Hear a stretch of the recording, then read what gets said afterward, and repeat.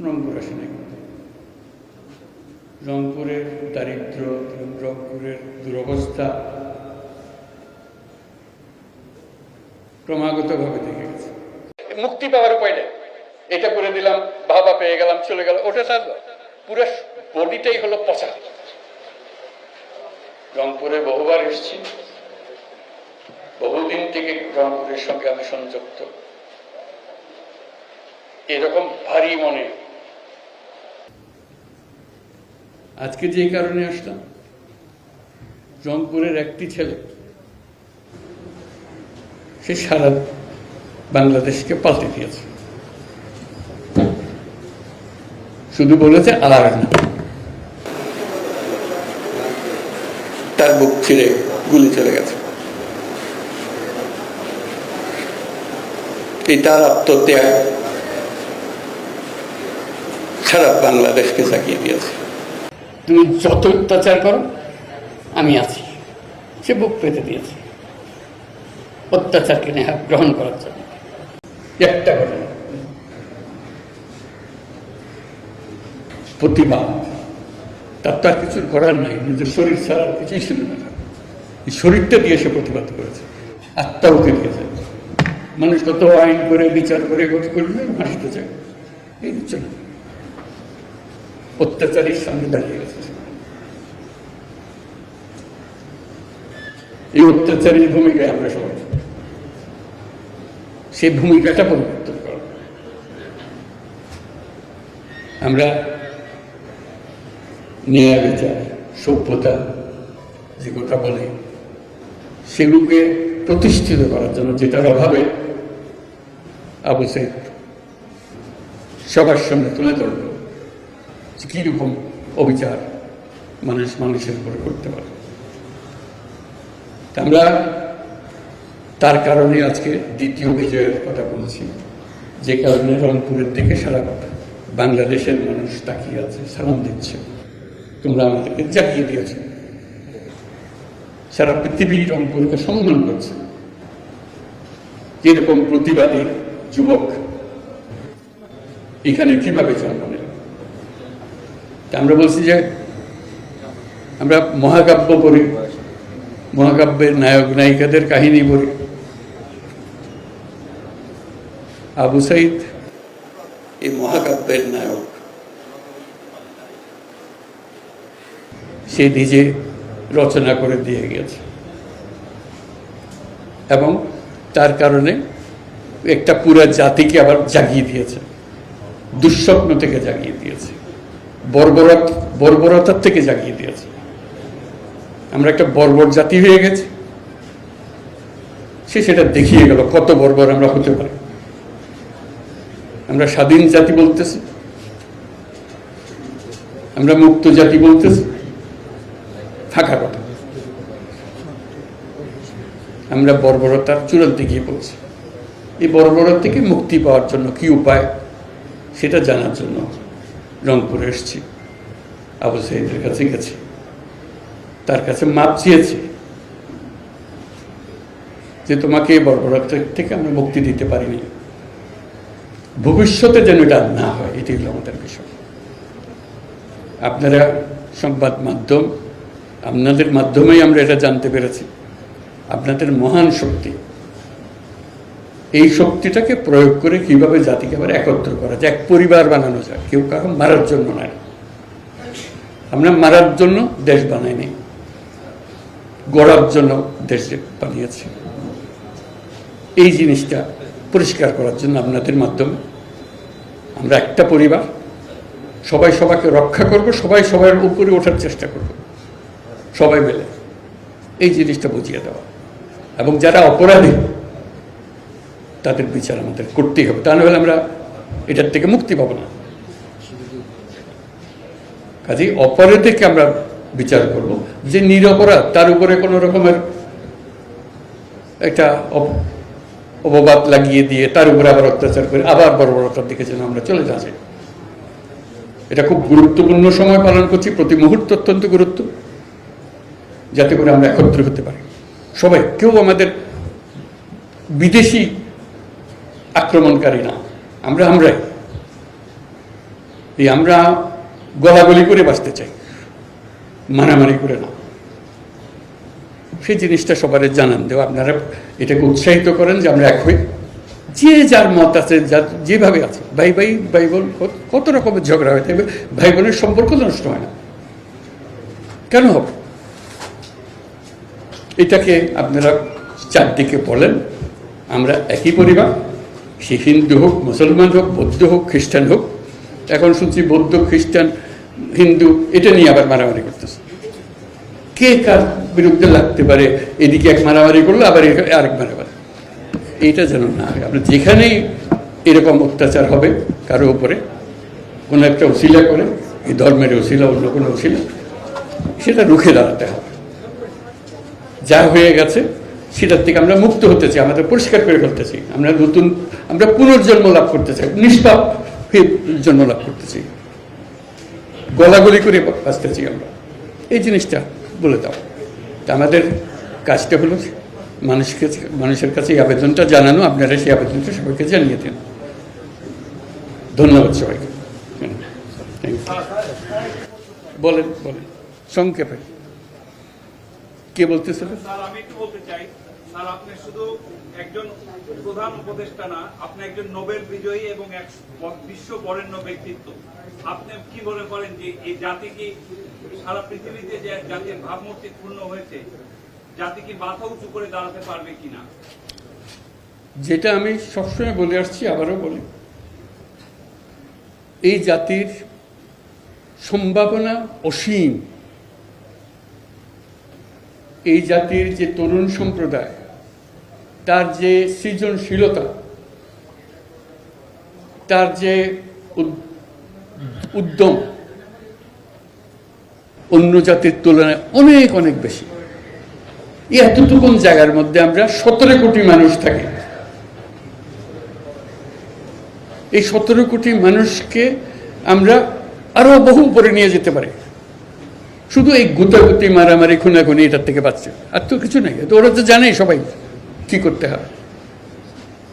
কাজে অন্যরা কি মনে করলো সেটা দুঃখ পাওয়ার চাইতে বড় কথা হলো যে এসছে, বড় কথা হলো যে আমরা নিজেদেরকে কি দেখতে চাই, আমাদের স্বপ্নটা কি, আমাদের স্বপ্ন আমরা বাস্তবায়ন করব।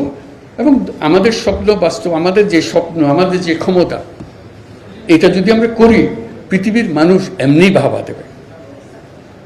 পৃথিবীর বহু দেশে তো যাই, কাজে দেখি এর চাইতে ঘনিষ্ঠ একটা জাতি, পরিবারভুক্ত জাতি খুব কম দেশে আছে। আমরা ভাগ্যবান জাতি সেই হিসেবে।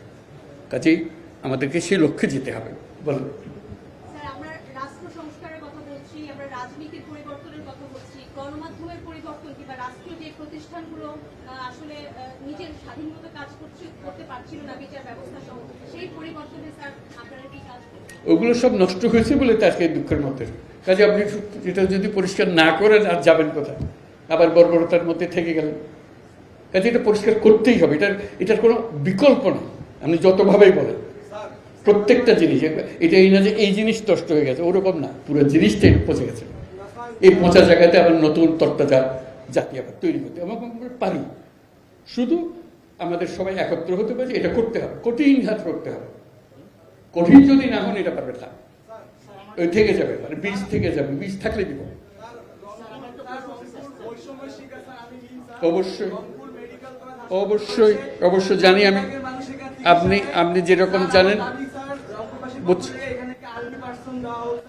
বুঝছি, বহু একটা সমাধানে হবে না তো। আপনি বলছেন, আমি বুঝছি আপনার একটা অংশ, কিন্তু আরো বিষয় আছে, সব একসঙ্গে নিতে হবে এবং করতে হবে। এটা মুক্তি পাওয়ার উপায় নেই। এটা করে দিলাম, ভাবা পেয়ে গেলাম, চলে গেল, ওটা থাকবে। পুরো বডিটাই হলো পচা। আপনি 78 সালে সেই যুদ্ধগ্রামে আপনি অর্থনীতির টাকা ঘোরানোর জন্য যে পদক্ষেপ নিয়েছিলেন, আপনি সেই অর্থনীতি নিয়ে নোবেল পেয়েছেন। বর্তমানে মুদ্রাস্ফীতির মধ্যে আপনি কি পদক্ষেপ নেবেন? আমি অর্থনীতি পাইনি, আমি শান্তির জন্য পেয়েছি। কাজে ওইটা করতে হবে, যেগুলো বলছেন এগুলো অনেকগুলো বিষয় আছে, একসঙ্গে বসতে হবে, করতে হবে। সব লটর পটর অবস্থার মধ্যে আছে, কোনোটাই শিক্ষতে চলে না। কাজে ওইটাকে ঠিক করা এবং সবাইকে সমর্থন দিতে হবে। আপনারা যদি বলেন যে না এটা পারতেছে না, তাহলে বাদ দাও, তাহলেও শেষ, ওখানে শেষ। স্যার, এই মুহূর্তে আপনার সামনে সবচেয়ে বড় চ্যালেঞ্জ কোনটি এক কথায় জানতে চাই। একতা, নিজেদের মধ্যে একতা, এটি বড় চ্যালেঞ্জ। একতা হলে সবকিছু সম্ভব, ঐক্যটা আসে। Last question please. স্যার 3-0 পৃথিবী করতে চেয়েছেন, বুঝছি। 1-0 কর্মসংস্থান, মানে বেকারত্ব 2 করবে কর্মসংস্থান, সেক্ষেত্রে রংপুর কতটা এগিয়ে থাকবে কর্মসংস্থান? সবাই এগিয়ে থাকবে। আমি কর্মসংস্থান সরকার করে দেবো এটার কথা বলতেছি না তো। আমার কথাটা হলো আমরা চাকরি চাই না, আমরা চাকরি প্রার্থী নই, আমরা চাকরির দাতা প্রত্যেকে। কাজে সেই জিনিস এই আয়োজন, এটা আয়োজনের বিষয়। কাজে প্রত্যেকের মধ্যে শক্তি আছে, একজন পারে একজন। দীর্ঘদিনের দাবি তিস্তা মহাপরিকল্পনায় এটা পৃথকভাবে এখন আমি তো ডিটেলসের জানি না। রংপুরে যখন আসতাম তখন অনেক কথা জানতাম, বহুবার এসেছি, বহুবার গেছি। কাজে এখন আবার নতুনভাবে দেখতে হবে কোনটার কী অবস্থা। সব কিছু সম্ভব। যন্ত্র যেটা আমরা নিজেদের জন্য তৈরি করেছি এটা পচে গেছে বলে কিছু হচ্ছে না। হলে যন্ত্র যদি ঠিক মতো সব কিছু সমাধান আছে। কাজে এখন আমরা যন্ত্রটা ঠিক করি আগে, হলে কাজ করতে থাকবে। ঘন্টা বাজবে যখন ঘড়ি চলে না। অচল ঘড়ি নিয়ে আপনি কী করবেন? এটা নিয়ে যত কান্নাকাটি করার কিছু করতে পারবেন না তো। কাজে যন্ত্রটা ঠিক করার জন্য এটাই হলো মুহূর্ত। সেখানে আপনাদের ভূমিকা খুব গুরুত্বপূর্ণ। এইটা তো কেউ বলে নাই এখনো। আলাপ হলে তখন দেখা যাবে কতদিনে হলে ভালো হবে, যেটা আপনারা বলেন। এটা থেকে কারো কোনো এমন না যে এটা আমি এক্ষুনি করে দেবেন, বললে করে দেবে, কি আছে। যে করলে ভালো হবে কি ভালো হবে না সেটা আপনারা বিচার করেন আগে, নিজেদের চিন্তা করেন কতদিন হলে ভালো হবে। শেষ প্রশ্ন, এটাই শেষ।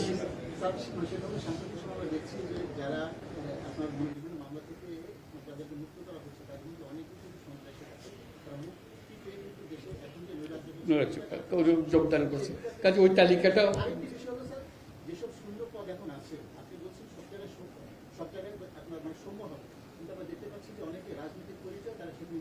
আছে, বহু দোষ আছে তো। এটা একটা আলাদা আলাদা বলার দরকার নাই, এটা সবাই জানে, আপনিও জানেন, আমিও জানি। এখন হলো যে যখন অ্যাকশন নেওয়া শুরু হবে আপনারা সমর্থন করবেন। আপনি যদি এটা করলো ওরে করলো না কেন, তাহলে আবার এইগুলো চক্করে পড়ে গেলাম। এগোতে হবে। রংপুর পিছিয়ে পড়া একটা জেলা, রংপুর বাংলাদেশের 1 নম্বর জেলা হোক, এটাই হল।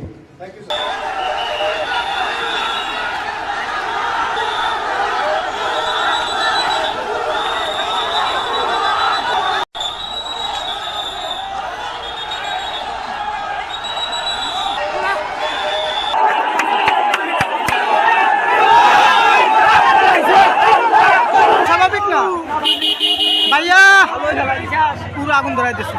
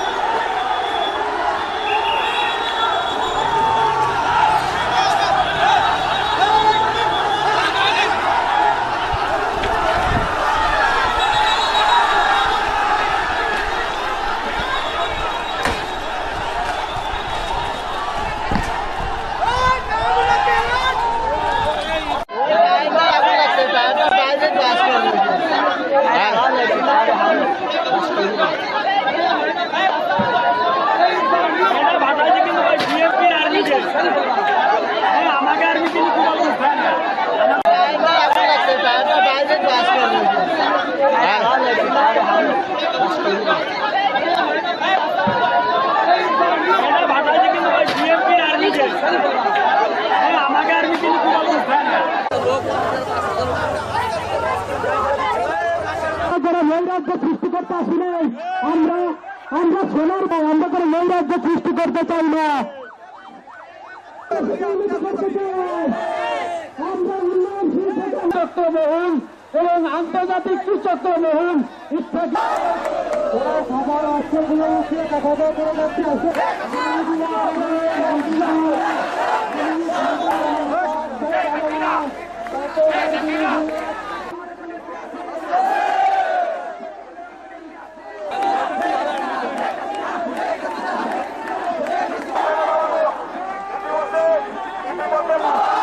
মানলে 10 সেকেন্ডের ঘুটে স্ট্যান্ডে চলে যাই।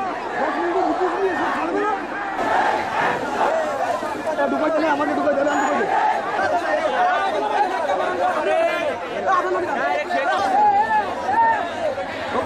আমাদের শরীফ পাড়ায়